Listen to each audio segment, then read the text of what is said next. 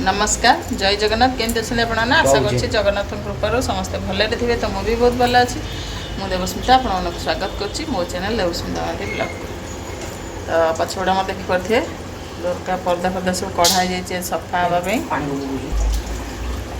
नानाड़ तार ब्रश कर उठिकी हाई कर दे नानाड़ हे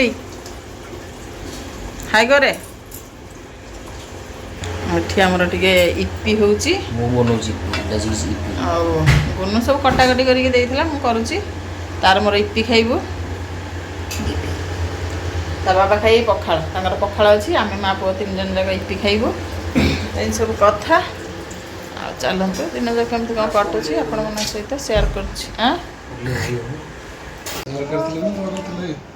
से पड़ झरका तो तोर से झरका फरका परदा सब सुखी गेसकी लागिला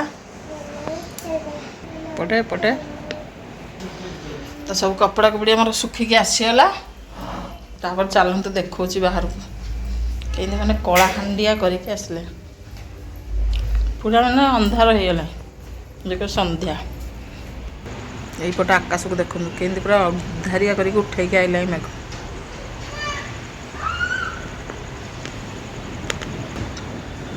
काचियो जदि पूरा अलग लेवल घड़घड़ी भी जोड़ी भी मार्च हल्का हल्का आम टे जीवार भी थिला बाहर को मेघ तो एम उठे आइला कौन हो नहीं जाना नहीं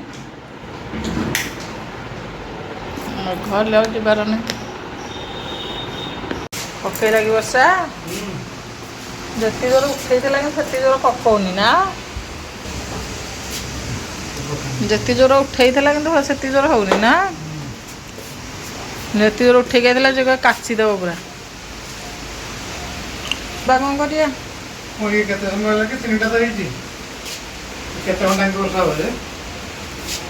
तो मार्केट जीवार अच्छी वर्षा तो एमती पकईले कौन करिया देखा छाड़िले जीवा तो मु भावी वर्षाटा हेनी हाल्का हाल्का होगी छाड़ीज छाड़ा पर बजार को टे जा तो देखो पूरा काटी जोर से एना पूरा जोर से पकईला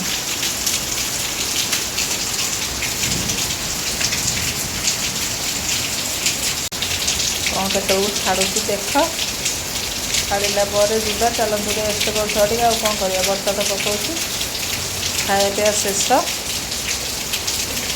गुनु नानू और बाबा शोई तो मुझे थर थर खाली आस बाहर को देखुच वर्षा छाड़ा नहीं चलतु रेस्ट कर छाड़ जा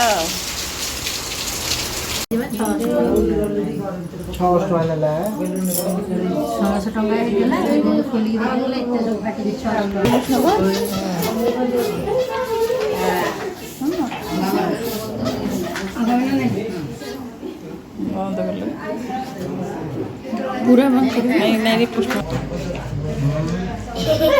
तो ये जो छोट झील टी देखिले आपने भाउज धरती तो तारी आज 21 आम से ददा घर को आसलु आ मो ददा पु भाई गोटे तार झीर आज 21 आ तार भी ड्रेस पत्र किणा को जीवार थिला टिके मार्केट किंतु वर्षा तो केमती है आपण मानक देखी तो मुझे गलिनी गुनु बाबा जाकि किणाकिणी करके आसले तो आम एठी घर टी आसुरी आठी सत्यनारायण पूजा हरिका सब सरीगला सेरेणी पिणी सब खिया सरला बर्तमान भोजी खाई घर को जा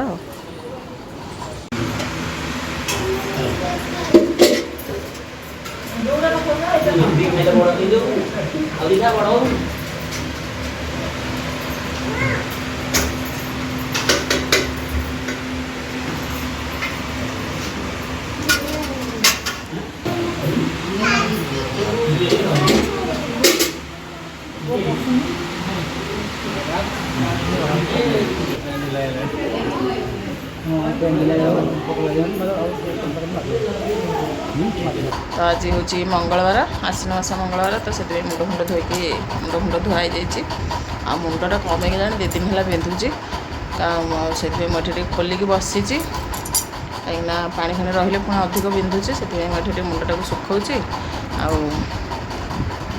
नानू जाइए स्कूल गुनुर तो एग्जाम चलती गुनु इना आसपरी आ टे गले जेहेतु एग्जाम तो जो हाफ माने रिसेस होनी ସେଥିପାଇଁ ସେ ଟିଫିନ୍ ନେଉନି, ଆସିଲେ ଖାଇବ। ଆଉ ଉପମା ହେରିକା କରିଛି ତା ପାଇଁ ରଖିଛି। ମୁଁ ତ ଖାଇବିନି, ମୁଁ ଆଜି ଚୁଡ଼ା ଖାଇବି। ଆଉ ତା ବାବା ଖାଇକି ହେଲେ ତା ପାଇଁ ଟିକେ ଅଛି। ତ ମୁଁ ଏବେ ରୋଷେଇ କରୁଛି। ଆଉ ତା ବାବା ବି ଆସିବେ ହେରି କହିଛନ୍ତି, ତାଙ୍କର କ'ଣ କାମ ଅଛି ଆଜି ଟିକେ, ନହେଲେ ସେ ସନ୍ଧ୍ୟାବେଳକୁ ଡ୍ୟୁଟିରେ ଆସନ୍ତି। ଆଉ ଆଜି ଦ୍ୱିପହରେ ଆସିବେ ହେରି କହିଛନ୍ତି। ସେଥିପାଇଁ ରୋଷେଇବାସ ଇଏ ମୋର ଅଧା ଅଧି ହେଇଗଲାଣି। ରୋଷେଇରେ ଚାଲନ୍ତୁ କ'ଣ ହେଇଛି ମୁଁ ଆପଣଙ୍କୁ ଦେଖୁଛି। ଆଉ ଗୁନୁ ଆସିଲେ ଖାଇବ, ତା'ର ଉପମା ଅଛି। ସେଠି ଭାତ ହେଇଯାଇଛି, କଲରା ଭାଜିଛି ଗୁନୁ ବାବା ଖାଇବେ, କାରଣ ଗୁନୁ ହରିକା ତ ଖାଇବେନି। ଆଉ ଏଠି ଉପମା ସକାଳେ କରିଥିଲି, ଗୁନୁ ବି ଅଛି, ସେ ଆସିଲେ ଖାଇବ। ଆଉ ଏଠି ପୋଟଳ ଆଳୁ ଭଜା ହେଉଛି, ତରକାରୀ ହେବ। ଆଉ ଏଥିରେ ଡାଲି ସିଝିଯାଇଛି, ଏଇଟାକୁ ବଘାରିବି। ଆଉ ପୋଟଳ ଆଳୁ ତରକାରୀ ହେବ।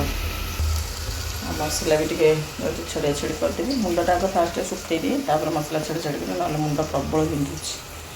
ଏସବୁ କଥା ଚାଲନ୍ତୁ ଦିନରେ କେମିତି କ'ଣ କଟୁଛି ଆପଣମାନଙ୍କ ସହିତ ସେୟାର କରୁଛି। ତରକାରୀଟା ଆମର ବର୍ତ୍ତମାନ ବନିକି ରେଡ଼ି। ତରକାରୀ ମୁଁ ଟିକେ କାଜୁ ଆଉ ଟମାଟୋକୁ ପେଷ୍ଟ କରିକି ଦେଇଥିଲି। ତରକାରୀଟା ଏମିତି ଦେଖାଯାଉଛି। ଗୁନୁ ହରିକା ତ ଖାଇସାରିଲେଣି, ଆଉ ତା ବାବା ଖାଲି ଖାଇବେ। ତ ମୁଁ ସମସ୍ତେ ଖାଇସାରିଲି। ଏଠି ମୋ ପାଇଁ ଟିକେ ଆଣିଛି ଖାଇବାକୁ ଚୁଡ଼ା, କଦଳୀ, ନଡ଼ିଆ। ତ ଚାଲନ୍ତୁ ଖାଇଦେବା ଚକଟି। ପ୍ରବଳ ଜୋରସେ ଭୋକ, କାହିଁକିନା ସକାଳୁ କିଛି ଖିଆ ହେଇନଥିଲା। ଶାଗୁ ଟିକେ ଖାଲି ପିଇଥିଲି। ଖାଇଦେବା। ଦହି ଅଛି କିନ୍ତୁ ମୁଁ ଦହି ପକାଇଲିନି, କାହିଁକିନା ମୁଣ୍ଡ ଫୁଣ୍ଡ ବିନ୍ଧୁଛି, ଥଣ୍ଡାରୁ ବିନ୍ଧୁଛି କି କ'ଣ ପାଇଁ ମୁଁ ଜାଣିପାରୁନି। ଦହି ଆଉ ପକାଇଲିନି। ଦହି ଥିଲା, ଚୁଡ଼ା କଦଳୀ ସାଙ୍ଗକୁ ଦହିର କମ୍ବିନେସନ୍ ପୁରା ମସ୍ତ, କିନ୍ତୁ ମୁଁ ଦହି ପକାଇଲିନି, ଖାଲି ନଡ଼ିଆ କଦଳୀ ଚକଟି ଦେଇଛି। ଖାଇଦେବା ପଟାପଟ। ସାର୍ ବର୍ତ୍ତମାନ ସେ ଖାଉଛନ୍ତି। ଦେଖେଇଥିଲି ତ କ'ଣ କ'ଣ ରୋଷେଇ ହେଇଛି। ଡାଲି, ପୋଟଳ ଆଳୁ ତରକାରୀ, ଆମ୍ବୁଲ ରାଇ। ଆମ୍ବୁଲ ରାଇଟା ଆମର ହେଇନି। ଆଉ କଲରା ଭଜା। ଆମ୍ବୁଲ ରାଇଟା ଭୋଜିର ନା। ତରକାରୀଟା କେମିତି ଲାଗୁଛି? ଟିକେ କାଜୁ ଫାଜୁ ଦିଆହେଇଛି ତ। ପୋଟଳ ତରକାରୀ ଭଲ ଲାଗୁଛି।